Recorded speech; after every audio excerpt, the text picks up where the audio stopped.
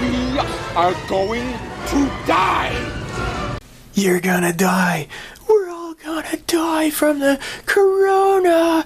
The flu will claim us all by the end of the year. Oh my gosh. Ah. Relax, Karen. Things are gonna be just fine. You'll see. Meow meow. No, you look here. We're all gonna die, and it's all Trump's fault. We're all gonna die. Can't you see the TV told us so? This'll all blow over real soon. You'll see. Meow meow. No, it's Trump's fault, and global warming, and bats, and all sorts of stuff. Now, look, some people, I don't want people to misunderstand me. I know some people who they've kind of mistaken my skepticism with apathy. I'm not saying that people aren't dying, okay? I don't think I've ever said that. Okay, let's just step back and look at some things here. All right, look at this article. CDC director, coronavirus death toll will be much, much lower than projected. Okay, all right. So maybe we can all just kind of, calm down for a moment and realize, we're being hoaxed, and I'm not saying that the virus is a hoax itself. What I'm saying is, look, we're being gaslit here. Now, let's just take a step back and look at all of the lies that have been, well, not all, but a heck of a lot of lies just right now here. Check this out. Remember the young woman who died while waiting for a coronavirus test in New Orleans? Yeah, well, now the truth is out. So, oh my gosh, she was found dead on her kitchen floor. So it says here, the Sun Herald reported the exact reason the Natasha Ott died remains under investigation by the coroner's office. Ott's death drew public notice when her boyfriend Josh Anderson wrote in a widely shared social media post that he found her dead March 20th in her kitchen. After testing negative for the flu, had been tested for COVID-19, a potentially deadly respiratory disease, but died before getting the results back. So it turns out, actually, it was she had been suffering for the past 2 years from an undiagnosed intestinal condition, but her boyfriend lied and said that she was perfectly healthy. Oops. CBS News uses footage of worst hit hospital in Italy while describing New York corona outbreak. So they passed off footage of an Italian hospital and claimed that it was in New York. Oops. CBS airs sobbing nurse claiming there aren't enough masks. It was BS. So she was saying, oh my gosh, they're not letting us use masks. And it turns out that they had masks. They just didn't want her to use her own masks. And this was her first day on the job or something. And it's just, yeah, you follow their rules. You don't just do your own thing. If they don't want you to use your own mask, then don't use it, okay? That pretty much goes with most other jobs. Fact check. Trump does not own stake in hydroxychloroquine drug maker. Yeah. Verdict false. So HuffPost, of course, the huffing paint post, as Mark Dice calls it. So basically any company can make this drug because there's no patent on it. So there you go. Goddess Candace Owens came across something rather interesting, and this is even on the New York Times. She says here, apparently doctors and nurses around the world are wondering why no one is dying from heart attacks and strokes anymore. Flu and pneumonia deaths also went off. Turns out everyone is only dying of coronavirus now. Gee, I wonder why. And a user, Luminous, had tweeted in response to that, saying, I think that we just randomly were cured of all other illnesses. Check this out. He posted these. This is from the CDC itself, these statistics here. Okay, so you could see the normal peak for pneumonia. And it's usually around the first of the year or so in January.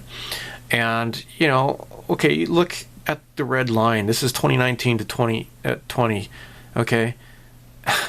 Look at that. The red line goes just immediately, it just drops off to nothing. Bonk.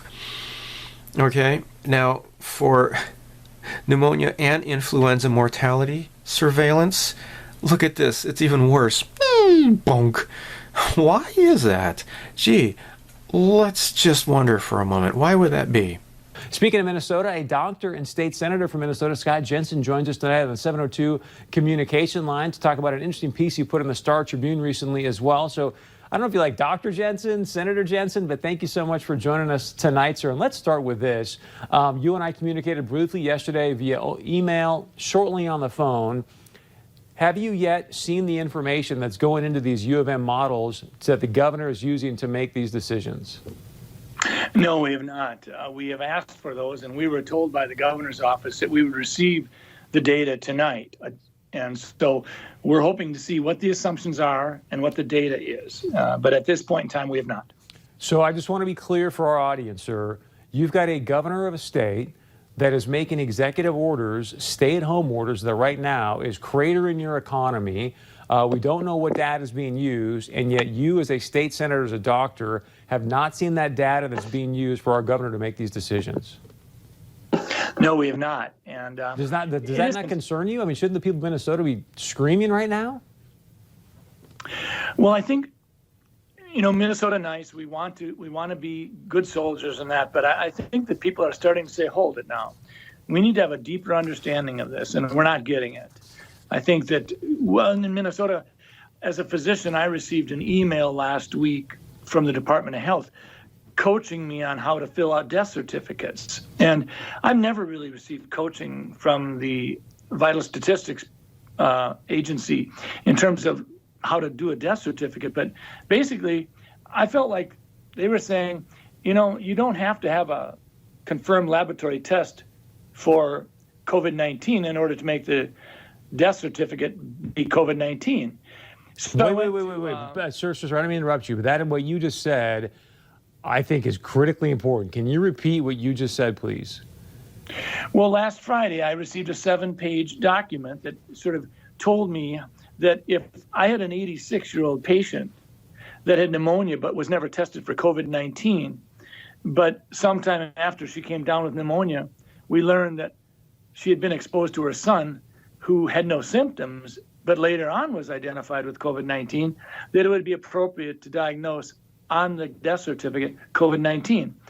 Now, we've not done that. If someone has the pneumonia after and it's in the middle of a flu epidemic, and I don't have a test on influenza, I don't diagnose influenza on the death certificate. I will say this elderly patient died of pneumonia. I don't mean to interrupt you, but my heart is sinking right now as you're telling me this. You're a doctor. Why in the world would they be sending you out information to fill out death certificates, whether the person's been diagnosed with COVID-19 or not, but then to say in the death certificate this person's death was caused by COVID-19? That does not sound right to me.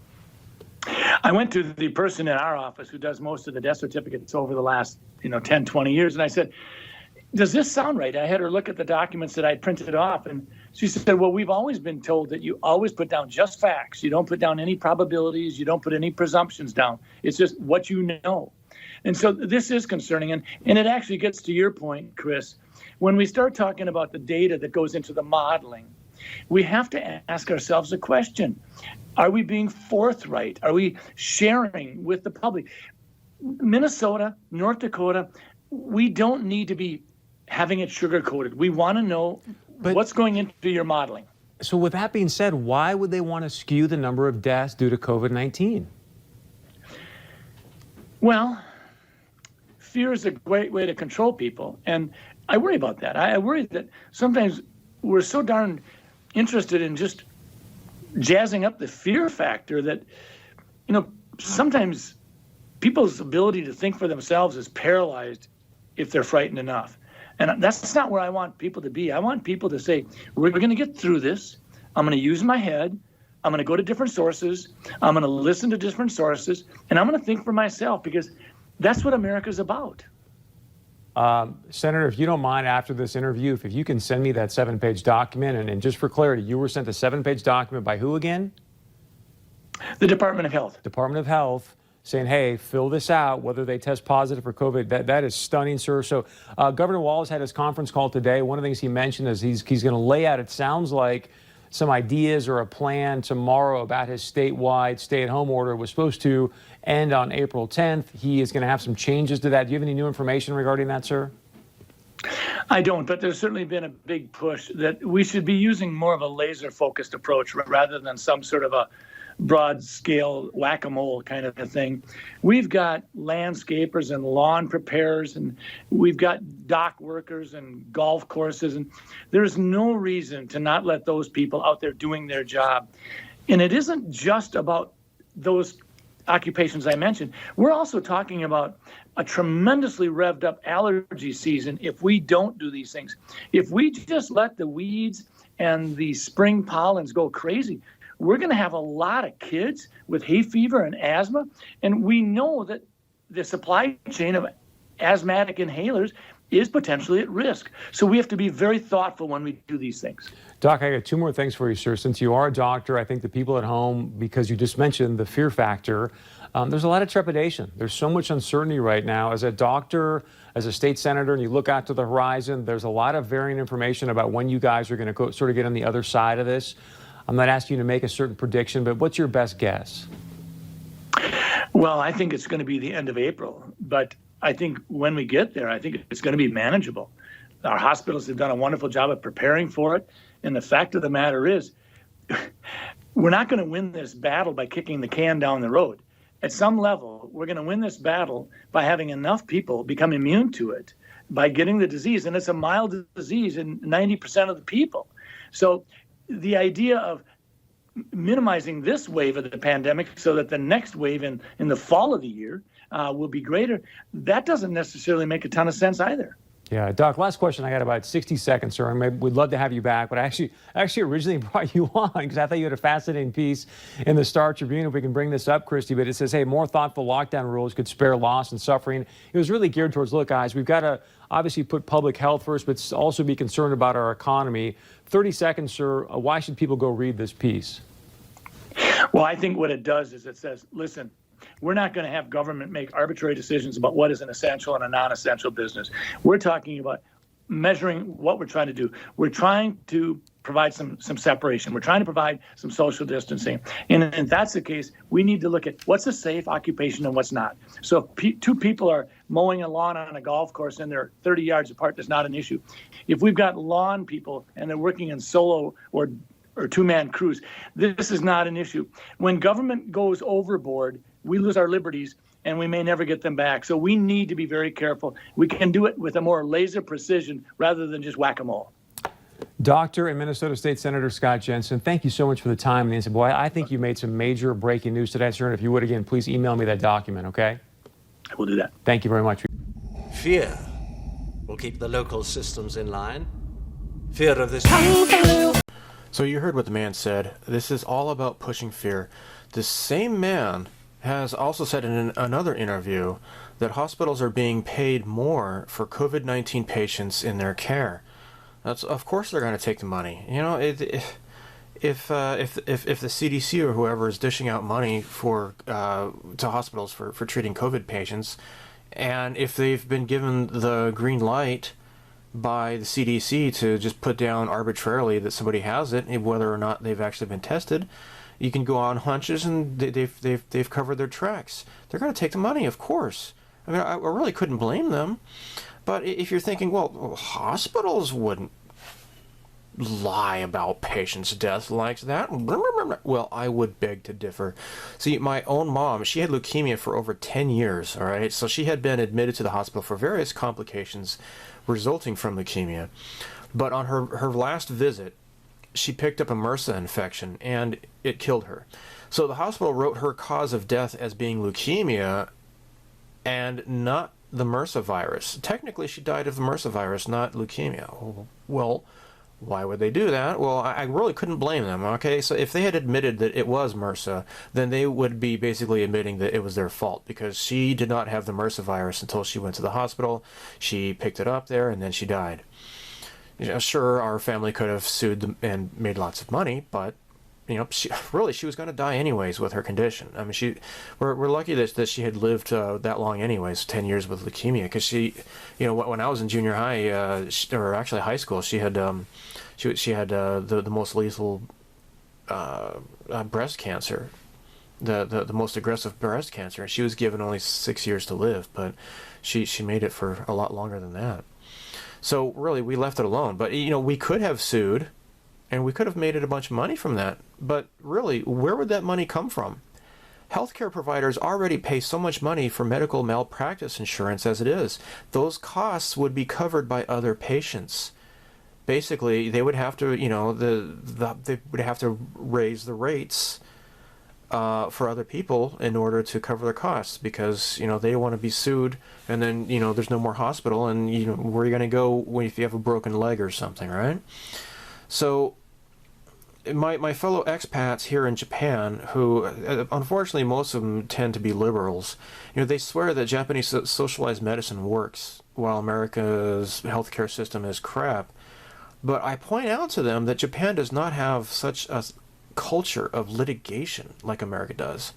And without protecting doctors from frivolous lawsuits, healthcare in America is doomed to be too expensive, regardless of whether it comes through high premiums from insurance companies or through taxes.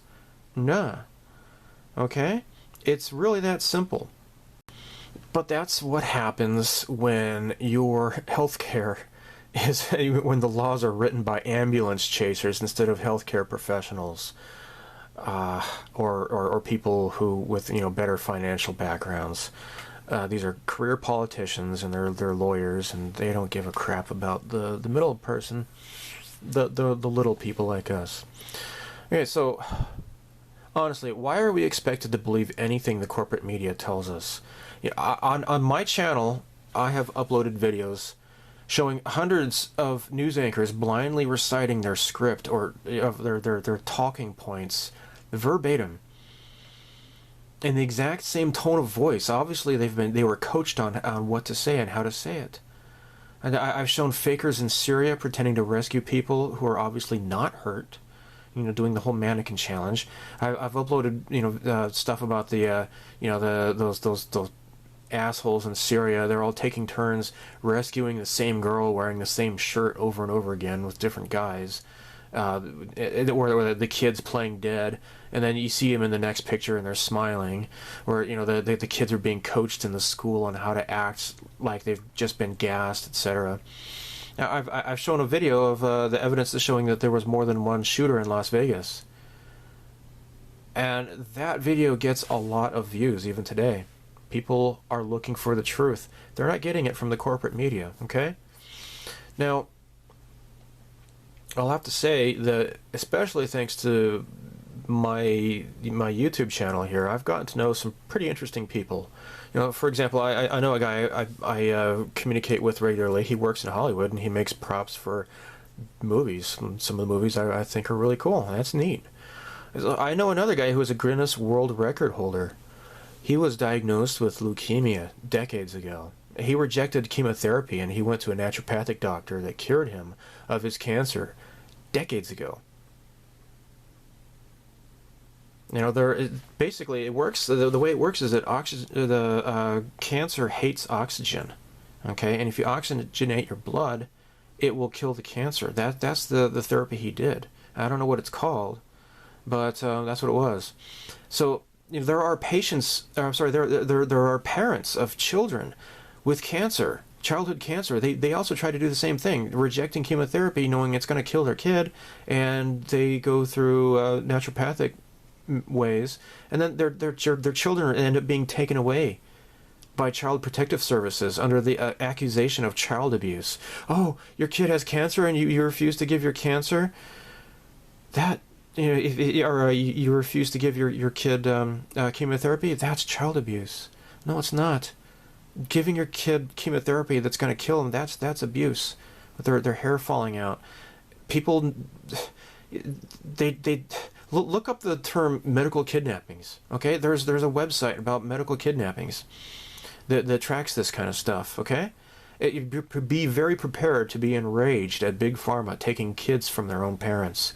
And they never see their own kids again after that. Also through my YouTube channel here, I know another guy who is a scientist, and he's also a whistleblower, and he's butted heads with the FDA in the past. You know, he's told me he's even engineered bacteria to be resilient to antibacterial agents. He's worked on actual cures to cancer that were proven to work. The FDA, the American FDA, they just shelved these cancer cures. Now think of it. Okay, if you are diagnosed with cancer, would you be willing to participate in a double-blind experiment for a cancer cure in which you may or may not receive the actual cure and you might get the placebo instead? You're like, no, screw you. I don't want to die, right? I don't want cancer. So the government is sitting on cures that work, that are proven to work, and for a good many number of cancers and diseases, and they're being held up in the system, as well as advanced technologies beyond what we can even comprehend. So President Trump has mentioned these things in his speeches from time to time, even his inaugural speech, or even recently his speech at Davos. He knows what is being withheld from us by the government bureaucracies and the corporations. These, neither of them care about you, really, unfortunately. So think of it. If there are already existing cures to a great number of ailments that have not been made public, drug companies and charlatans like Bill Gates can sponge billions of dollars from the public in the form of medical research for cures to these ailments. I mean, they already have the cures, but you know, it's okay. They can just sponge off of taxpayers' money. It doesn't matter if the ailments are manufactured or otherwise, but they make a ton of money that way. If we are to believe that cases of COVID-19 deaths are skyrocketing and that hospitals are war zones, then why has the deaths from pneumonia, influenza, heart attacks, kidney failures, etc. mysteriously plummeted suddenly? Now, how is it that after the Mockingbird media claimed that hospitals are war zones, plenty of people they took to Twitter, they uploaded videos recording their local hospitals to prove that they are empty, and that they've actually seen less people in the emergency room because people are scared to go to the hospital. If you got a freaking hangnail or whatever, the emergency rooms are so inundated with just people who are not in any emergencies whatsoever, and I have firsthand experience with that several times in the United States. And for that matter, why are medical personnel making ridiculous dance videos in the hospitals during a time when they're supposed to be swamped with, you know, dying patients, and there's, oh my gosh, we gotta haul these dead bodies out of here, oh my gosh, it's a war zone. Really, I could go on. The purpose of all of this, as I see it, is to trash the world economy. The world elites, such as the Clintons, Prince Andrew, Justin Trudeau, Bill Gates, Hollywood celebrities, banksters, CEOs, etc., they are all either degenerate pedophiles and high-profile child sex traffickers, or they are, at the very least, knowingly rubbing shoulders with such people. This has been made painfully apparent over the past year. So I would hope that you've all been paying attention. You know, the British comedian Ricky Gervais, he completely eviscerated the Hollywood elites at the Golden Globe Awards. That was back in January, right? You accuse them of all being of pedophile degenerates. And the cameras pointed right at Tom Hanks and Steven Spielberg and into their irritated looks on their faces whenever he made these jokes. I think the camera people, they were in on it. They know how evil these people are. They are two of the most notorious pedophiles in Hollywood. So their trafficking networks are being obliterated now that Trump is in office. I mean, ever since right after he was inaugurated, he was signing executive orders going after child sex trafficking and such. They know that their pedophile candidate, Joe Biden, who nobody likes this guy. He's such a stupid idiot. He doesn't even know who he is, or where he is, or what day it is most of the time. They know that this guy, this stupid puppet, he cannot stand a chance at beating Trump. So if they could scare everyone, trash the economy, and blame it on Trump, They can also, at the same time with this virus, they can delay the warmongering Hillary Clinton's mandatory deposition indefinitely. I was expecting it on the 10th, and I was kept looking for the news, and it turns out that it's been delayed. Her deposition on her email scandal and everything. Most importantly, though, they can make the election, if they can drag this out long enough, they can make the election completely mandatory, like vote by mail. So they can enact all sorts of voter fraud. And this has been exposed time and time again. My parents always worked on election boards. I grew up, with a fairly political family, and they would see absentee ballots written in the name of dead people, Disney characters, like Hispanic names. They only sign their name with an X, and their address is like a freaking orange grove or something, and then nobody even lives there. And it's 100% of the time, or 99% of the time at least, it was always voting for Democrats. They have decades of experience of finding this stuff firsthand. Okay. So, and on top of that, with the polls closed, they don't have to deal with these pesky citizen journalists. And, they can go around to the polling places and, Project Veritas exposing fraud on video. They can skip all that. Plus, they can skip the exit polls that are showing that what people actually vote for is not what the results are going to be. The whole vote by mail, time and time again, it is nothing but fraud and trickery. Okay. Oh, gee, where we found all these ballots here, somewhere. It's ridiculous. So on the other hand, all right, fine. Okay, well, let's just take everything at face value and just accept that we're all going to die from a virus that has been proven to not be any more deadly than the common flu. Well, yeah, that's not going to happen. After all of this stress, this illness, the unemployment, and all those fear-mongering, if this is not enough to make people angry and wake up, then after being lied to like this, I do not know what will ever make them mad. But people are waking up to what's going on. I mean, okay, this is a plane crash. Look at this. You see the hull of an airplane. That's what a plane crash looks like. Look at this. That is not a plane crash. That is a bomb in the Pentagon. Look, an airplane couldn't even fit inside that hole. Where do the wings go? It is a bunch of crap. There was no airplane. All right? People need to wake up. This is not... I'm not getting into aliens or crap, things like that. You can see this for yourself.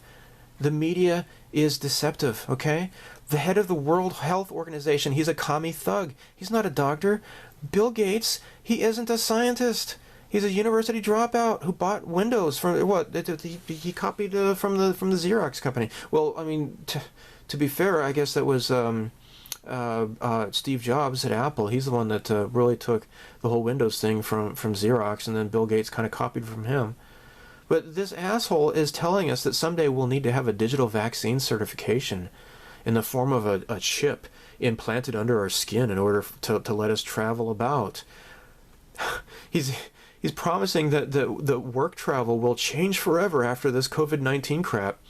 Well, there was a book written nearly 2,000 years ago that warned us of the implications of this. Okay?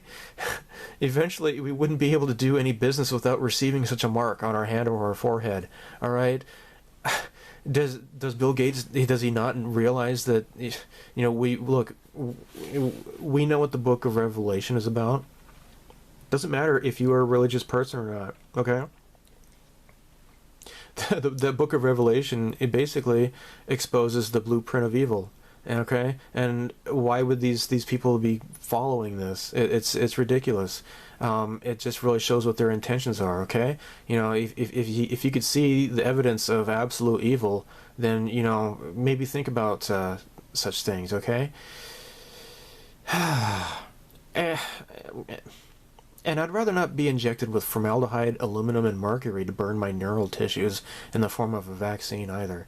My immune health has actually improved since I stopped vaccines several years ago. My teeth are in better shape since I quit using fluoride too. The media makes us believe that vaccines, fluoride, and soy are healthy for everyone, but the opposite is true. Gates thinks that he can save the world from viruses through vaccines. After all these decades, he was never able to even save Microsoft Windows from viruses. The irony. So really, there's no balance of opinion with the mass media. The online alternative media provides that balance. We listen to the whistleblowers, listen to the dissenters. As far as the United States goes, there were only 6 corporations controlling all of the media in the country, but now I guess we're down to 5 since Disney bought out Fox. The political bias of these CEOs is very obvious, so the corporate media speaks for that political bias as well as the corporate self-interest of the companies which fund them through ad revenue. Merck, they fund the media. They couldn't care less about an economic recession. If they produce a vaccine that everybody's going to be convinced that they need, they can profit. They can profit like crazy from the fear of the public with a sheep mentality. They are shielded from lawsuits, from the eventual seizures and permanent brain damage, paralysis, disease, and even death that their vaccines inevitably cause. Because, well, guess what? They're immune, okay? That's all handled by the government at taxpayers' expense. You know, you take your kid to get their vaccines, and then, you know, within 20 hours or so, they're having these seizures and such. You know, again, Occam's razor, what is going on here? And all these people are having the same problems that your kid had. Well, guess what? You're not crazy, all right? It's very easy to deduce what is actually going on. But you know what? Even if you get a settlement, it's handled through the government. These companies don't have to pay a dime. They are protected by the government. Companies that manufacture Prozac and other antidepressants, they heavily advertise on the corporate media. Will the media admit that all of these mass shooters were on antidepressants? No. Every single one of them. They're on antidepressants. Do they mention that? No. They have to look out for the interest of their advertisers. In the end, the corporate media does not have the best interests of the people in mind. Their first priority is that of their corporate sponsors and the very few CEOs at the top of this small handful of umbrella corporations. They're at the tops of each of these umbrellas. Their policies and ideologies trickle down. In the USA, the corporate media is essentially the propaganda mouthpiece for the Democratic Party. Duh. It's obvious. Do you really think that Bill Gates cares if the world economy tanks? He's got enough money. And with his own words, he's exposed himself as a diabolical totalitarian obsessed with world depopulation.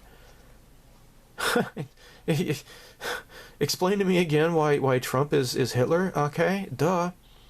It's not true. These people are evil. Bill Gates. World depopulation. He said it so many times in the same breath as mentioning vaccines. And he wants people to forfeit their personal rights. They're planning to make it so that people cannot do business without receiving the mark. Oh my gosh. Hey, guess what? Just this past weekend, Microsoft aired a commercial centering around the Satanist Marina Abramovic. Seriously. This woman is loved by Democrats and celebrities alike. She performs rituals of simulated human sacrifice and cannibalism and infanticide. I don't know if you guys are aware of this. Marina Abramovic became infamous through the WikiLeaks dump of John Podesta's emails. And we all discovered her disgustingly morbid so-called performance art. And she's laying around on bloody bones, like frickin' piles of bones. Blood splattered everywhere, splashing blood on child effigies. Oh yeah, that's art, okay? Yeah. Well, actually, immediately they got, the last I looked, it was like 9,000 dislikes to like 500 likes. And I just checked again, and the video was marked private. People are waking up. People are waking up, and it is a fantastic thing. And if people can wake up about this whole COVID-19 thing, and I think people are, that I believe in humanity. These people do not believe in humanity. They believe in world depopulation. Bill Gates was good friends with Jeffrey Epstein, even traveling to his orgy island where kids were raped and tortured. His name is on the flight logs of the Lolita Express plane that Epstein flew people to the island with. He does not care if you get unemployed, or even if someone in your family or one of your friends dies.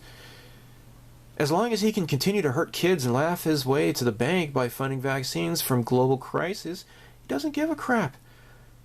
So, have I ranted enough? I guess there's not much else I can say, but these people are evil, these people are sick, alright?